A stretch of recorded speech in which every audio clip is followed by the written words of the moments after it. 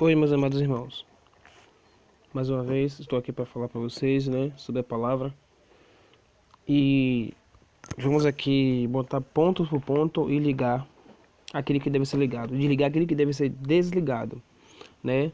Vamos dentro da palavra, Que é interessante que eu vou passar para vocês aqui. Sobre a questão do nosso Messias, do Filho do Altíssimo, do nosso Pai, o Criador. Aqui em João 7, ele está falando sobre que ele defendeu o ministério dele, defendeu quem ele é. Entendeu? Quem ele é. Ele defendeu quem ele é. Ele defendeu o mistério dele. O ministério que pregando a verdade. Você vai entender a partir assim. Aqui em João capítulo 7, verso 26, fala assim. Vocês vão entender o que está acontecendo. Mas observai. Ele mandou observar. Aqui está mandando observar. O pessoal observou. Ele fala atrevidamente e eles não lhes dizem nada. Será que as autoridades reconhecem que ele é o verdadeiro Messias? Aqui tá certo, porque essa Bíblia aqui é a Bíblia, como eu falei a vocês, ela é de 1611. É a King James, é muito mais antiga a escritura do que a João Ferreira de Almeida, Certos pontos. Porque a João Ferreira de Almeida ela foi mudando, e aí tá aí o que tá hoje. Venha mais, olha lá. Ele falou o Messias, Na sua aí vai estar... no verso 26 vai estar... Na última estrofe aí vai estar o Cristo. É o Messias. Viu, gente? Pra você entender. Você vai entender o porquê não é Cristo. No verso 27 vai falar assim... Eu vou de amarelo que fica melhor aqui. Vai falar assim... Entretanto, nós sabemos... Olha que interessante. Entretanto, nós sabemos de onde este homem... De onde é este homem. Quando o Cristo vier, ninguém saberá de onde ele é. Interessante. Aqui está falando que o povo sabia da onde o Messias surgiu, da onde ele veio. Veja que interessante. Vocês vão entender que realmente não foi de Jerusalém. Não foi dali, de Jerusalém. Entendeu? Dali de Israel, como o povo falava ali, aquele povo ali, daquela cidade. Vê mais, o verso 28 fala assim.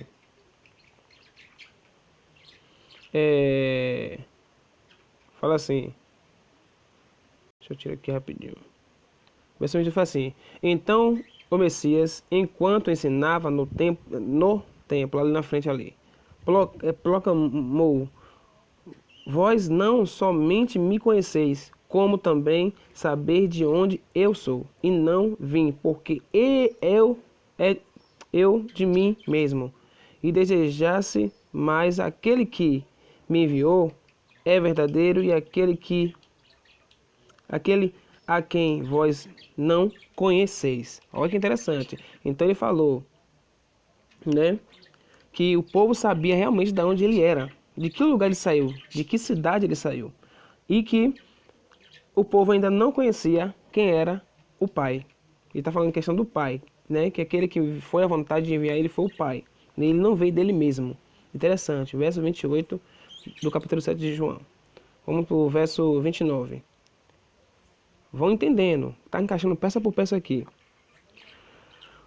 Fala assim, mas eu o conheço porque venho dele e por ele foi enviado.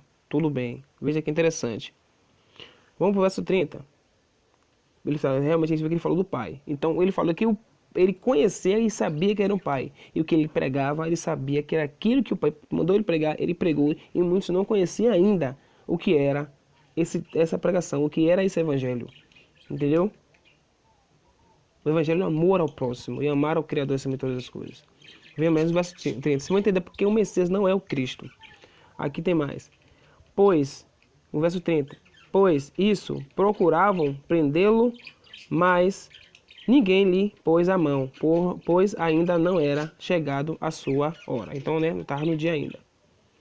No verso 31 fala, e muitos, olha que interessante, e muitos que estavam na multidão, acreditaram nele e afirmaram, olha que interessante, e afirmaram, ó, que o povo teve discernimento de quem era o Cristo, de quem era o Messias. O povo teve discernimento, porque aqueles que acreditou receberam logo o Espírito, não tem para onde correr. Porque quem acredita logo no Messias, tem esperança no que a palavra do Messias falou, que é a palavra do Pai, recebe o Espírito, porque recebe a verdade. Não tem confusão. As pessoas têm que crer para acreditar, para receber o Espírito. Não é querer adquirir outras coisas para receber o Espírito. Recebe o Espírito do Pai imediatamente. Porque o Pai ele tem compaixão para nossas vidas. Aí fala, e afirmaram, quando Cristo vier, fará porventura mais sinais do que este feito, sinais do que esses feitos por este homem? Veja que interpretação maravilhosa. Na sua, você vai entender na sua também, na João Ferreira de Almeida. Ele fala, será que quando Cristo vier, né? Está dizendo Cristo, não está dizendo o Messias, está falando Cristo. Quando Cristo vier, fará porventura mais sinais do que este homem tem feito? Diga assim, do que ou esse Messias, esse profeta tem feito?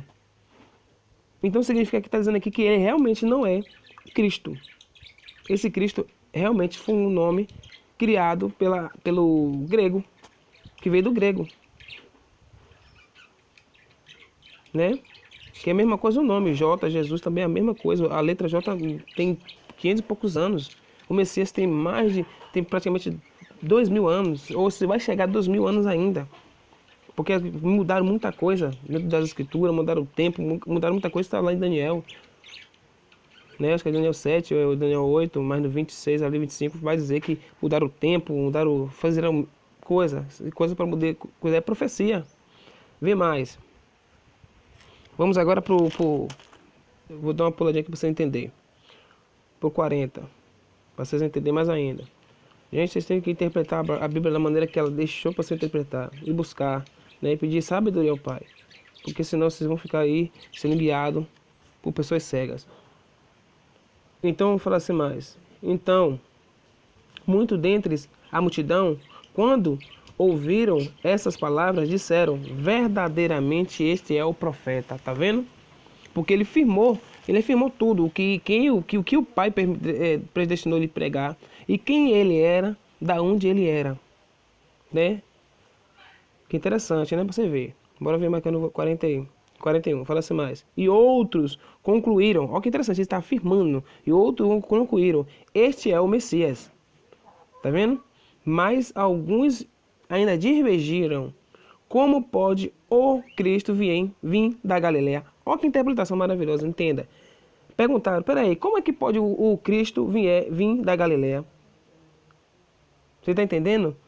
Você vai entender por que aqui ele pergunta isso.